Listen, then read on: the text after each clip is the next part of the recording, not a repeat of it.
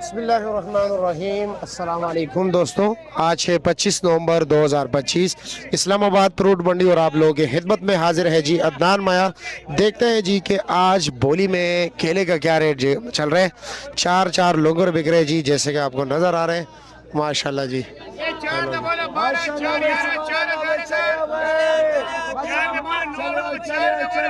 RG बोली अब नीचे की तरफ बोली आएगी जी।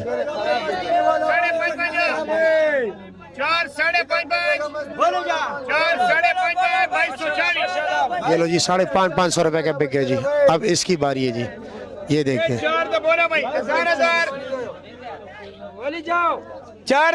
9 बोली जाओ 800 माशाल्लाह।